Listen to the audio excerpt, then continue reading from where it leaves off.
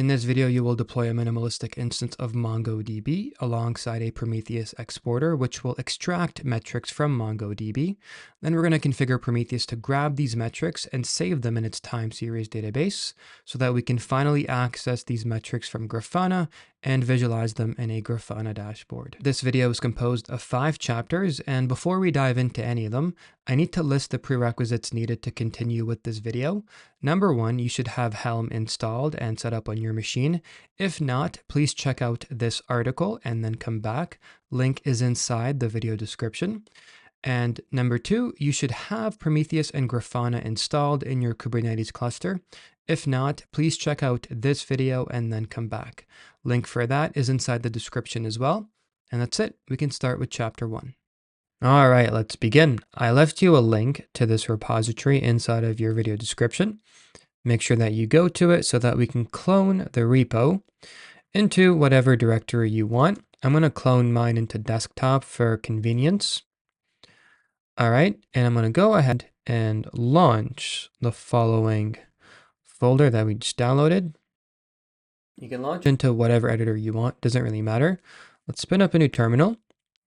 And what I've got over here inside of the MongoDB folder is a very minimalistic setup to install an instance of MongoDB. If you already have a MongoDB deployed in Kubernetes, no need to apply these resources. But if you were just following along this playlist, then we can go ahead and apply all the resources inside of this folder. And these are all going to be applied inside of a namespace called MongoDB. I already had a namespace called MongoDB, but in case you didn't, then you should write the command kubectl create namespace MongoDB. All right, and then reapply the resources. In any case, if I say kubectl get pods -n MongoDB, I have an instance of MongoDB that's currently running. It's been running for 9 days apparently. I didn't know I had it running for that long, but whatever. And so what I want to do now is deploy a MongoDB exporter alongside this MongoDB instance that's going to extract metric data from it. How am I going to do that? Well, usually Prometheus exporters are deployed to Kubernetes using Helm charts. The Prometheus Community Helm repo is what contains all of the Prometheus Community Helm charts, so we need to add that to our local Helm config. I left you this link inside the video description. Make sure to copy it. Then go back here and say Helm repo add the following repository. Before we add this repository, we need to give it an alias by which we can easily refer to it. I'm just going to call it Prometheus Community. You can call the alias whatever you want. And now we can use this alias to search this repository and see what Helm charts it contains.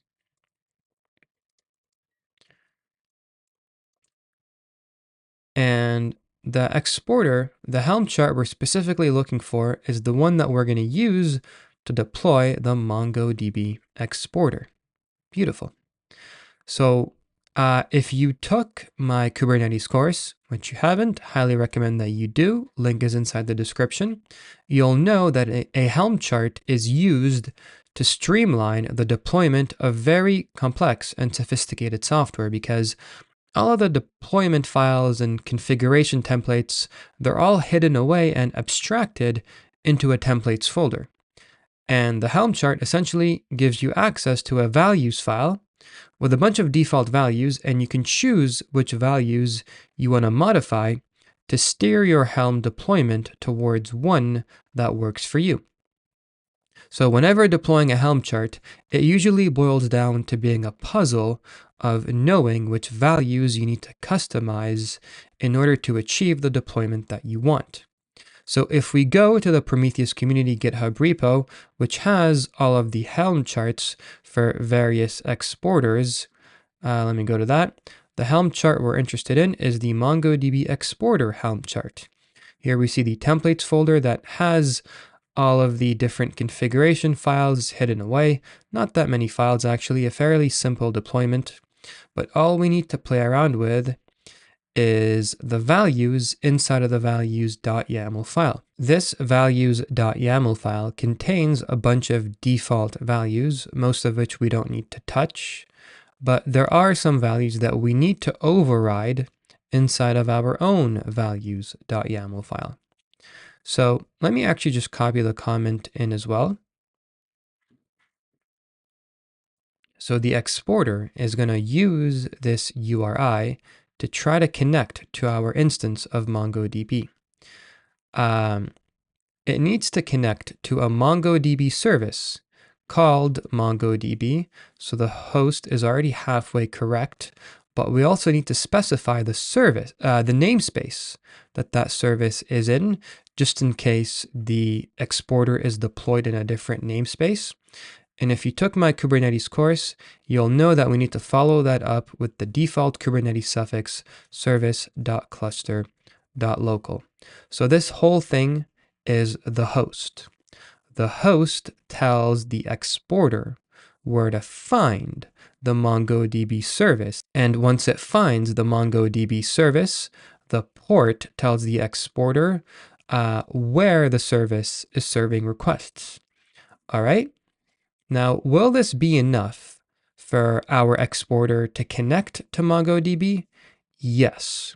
However, upon connecting to MongoDB through this service, MongoDB is going to deny any requests made to it because it requires a username and password for authentication. So we also need to include the following into our URI. We can do it as described in this comment. So followed by the scheme, we're going to specify the user, which in the secret was base64 encoded, but we can write it in plain text over here. Admin followed by the password, password123, and then followed by an @ All right. Where's the @ symbol? Right over here. Now, will this work? Is this enough for the exporter, once deployed, to be able to connect to the MongoDB instance and constantly flood it with requests in order to extract metrics out of it? Let's find out. Let's clear the output. So now we can go ahead and Helm install. We can call the Helm release MongoDB Exporter.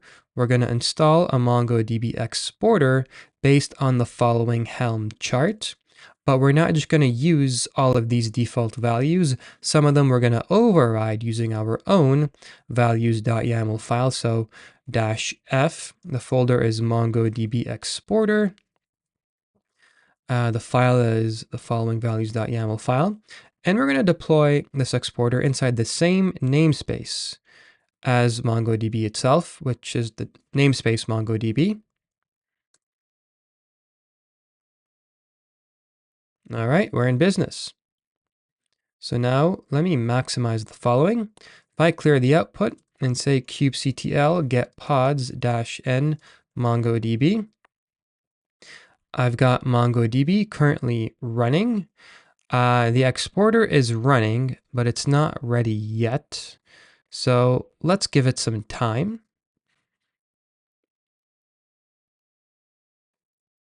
All right, that's enough time. Cool.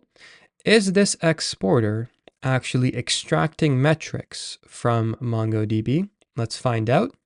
What I'm going to do is get the service by which this exporter can be accessed. So get service-n MongoDB. We've got two services, one used to access this pod, one used to access this one. We need to forward the internal port of this service to a local machine port. So kubectl port forward. We want to forward the port of this service from the internal port 9216 to a similar host machine port 9216. And we'll run this port forward in the background just so that it doesn't stop if I cancel the thing. Services MongoDB exporter not found. Oh, I got to specify the namespace database the namespace that it's in, MongoDB.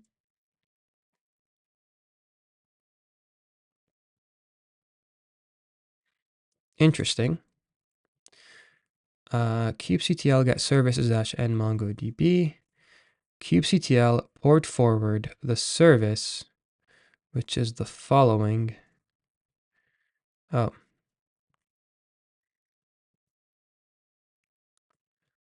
Let's do that. Okay, beautiful. So if I go to localhost 9216, so here's our MongoDB exporter. It's been deployed. That's the UI for the home page. In theory, it's extracting metrics from MongoDB. And where is it storing these metrics? At its own metrics endpoint. And if I refresh, I should see more metrics. All right. So one metric that's really interesting is MongoDB up, because it confirms that the MongoDB instance itself is running and healthy, and the exporter was able to extract that metric out of it, among many, many other hundreds of metrics. All right. Now, our exporter was able to successfully use this URI to connect to our MongoDB instance through the following service, but I don't like that the password is being hard-coded in plain text. If there is some way that we can rely on a value which can pull the password from a secret, that would be great. So what can we modify over here? Remember that when you're working with Helm charts, it all comes down to being a puzzle where you have to find values to change and know how to change them. So this one's interesting. Existing secret. So what you can do here is have the exporter look for a secret with a particular name and reference the URI in that secret. So instead of specifying the URI as follows, what I want to do is tell it, hey, there's a secret inside of the namespace MongoDB. What is that secret called? MongoDB secret, consistent with the one that we just deployed. All right. And the secret has a key, in this case, called connection URI that maps to the same URI that we had earlier. In this case, it's base64 encoded, okay? So now, instead of specifying the URI with the password in plain text over here, we're referencing an existing secret in order to grab the connection URI as follows. This should work the exact same way, all right? We're going to grab the exact same metrics. Everything is going to work out. But then these metrics being exposed by the exporter at this endpoint, how do we configure Prometheus to find this metric data and save it in its Prometheus database? Do we deploy our own service monitor? We could, unless the exporter Helm chart already contains a service monitor.yaml file, which it does, whose creation can be steered by modifying the values inside of the values.yaml file. So if we go to the service monitor section, one of the values is set to enabled false. Obviously, we just kind of need to set that to true. And that's pretty much it. Let's copy all of that for now.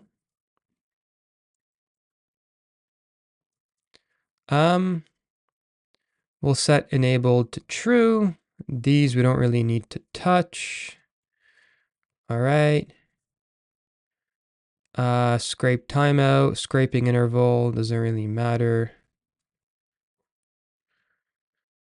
We can leave them, it's okay.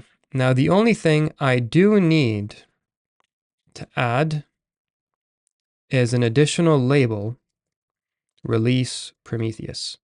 The reason is I installed Prometheus and Grafana using the Prometheus stack, and my Prometheus instance is configured to only discover service monitors that have this label. You need to adjust this if your Prometheus operator uses a different label, but if you install Prometheus using the Prometheus stack like myself, this should be sufficient. All right. And if you want to make sure that the deployed service monitor is able to save data into Prometheus, let's first upgrade this Helm chart to use these new values. So Helm upgrade, we need to upgrade the Helm release MongoDB Exporter, which was created based on the following Helm chart, to use these new values. We're going to use a secret to grab the connection URI, and we're also going to enable the creation of a service monitor this time. So let's grab the values from the following values.yaml file, and we're going to upgrade this in the namespace MongoDB. Wait, how is this even working? My indentation is totally off. This should be at the very beginning. Okay. Should be fine now. Let me do a Helm upgrade again. Clear the output. So now the configured exporter is extracting. So now the configured exporter is grabbing the connection URI from the existing secret, and we can ensure that the metrics are still being saved by saying kubectl get service -n MongoDB. We'll do a port forward again because I feel like whatever we had before was killed off. So kubectl port forward service / the following -n. We'll do the port mapping first. -n MongoDB, running it in the background. It was already running, so let's kill off the previous one. Kill %1, kill in the first job in the current session. Terminated. All right, let's do it again. Localhost 9216/metrics. All right, we've got all these metrics. And there should also be a service monitor, kubectl get service monitor -n MongoDB. We see a service monitor as well. The service monitor is going to get discovered by Prometheus, and it's going to configure Prometheus to find the data being exposed by this exporter at this particular endpoint. So Prometheus is constantly pulling this data now every 30 seconds. All right. Now what I want to do is say kubectl get services -n monitoring. Here we see the service for the Prometheus instance. All right. What I want to do is do a port forward and check and see if all this data is being saved there, because the service monitor would have configured Prometheus to find the data exposed at this endpoint. So kubectl port forward the following service, 9090, 9090, -n monitoring, ampersand, so I can run in the background as well. Localhost 9090. All right, let's check for one of the metrics. My go-to is MongoDB up. If we get a value of 1, then, or if we get any value at all, then everything should be fine. Empty query result. It's going to take at least 30 seconds for the data to get pulled into Prometheus at least the first time around. Let me copy the whole thing.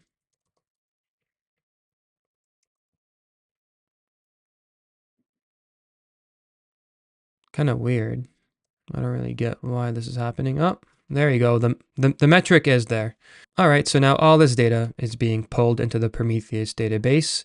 And if you have the same configuration as me, where Grafana is connected to the Prometheus data source, then by deploying this Grafana dashboard, we should see it populated with a lot of MongoDB data. So let's try this out. kubectl apply. Let me clear the output so that you're not looking at the bottom of my screen. kubectl apply -f, the resources inside of the Grafana folder. We want to deploy this config map in the namespace MongoDB.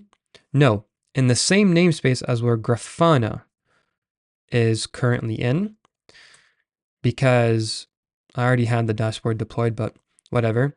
Grafana, it's going to see this label on this config map, which will allow it to auto-discover this dashboard and import it. All right, so now if I say kubectl get service -n monitoring, I want to go into the Prometheus Grafana service. So kubectl port, let me increase this, port forward service. We'll do the port mapping first, 3000 internal port 80-n MongoDB. We'll run this in the background as well. Services Prometheus Grafana not found. Oh, wrong namespace. All right, we'll go to localhost 3000.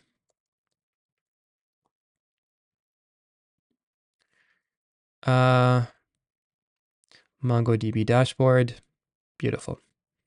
MongoDB service is currently up. Current connections, active connections. So by following this video, you learned how to configure a Prometheus exporter to discover a MongoDB instance, scrape metrics from it, expose those metrics at a particular endpoint, which are then saved into a Prometheus database, which allows Grafana to visualize these metrics in a cool, nice Grafana dashboard. And you also get a Grafana dashboard for free. All right, and that's pretty much it for this lesson. Before we wrap up, I think we should do a final cleanup.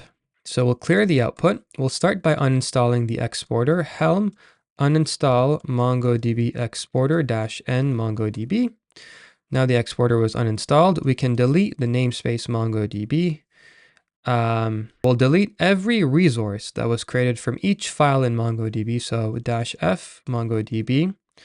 We'll delete every resource that was created in the MongoDB namespace. Now we can go ahead and delete the namespace itself. Or sorry, we can delete the Grafana dashboard. Delete Grafana -n monitoring. Sorry, delete -f. Delete all the resources that were created from files in this folder.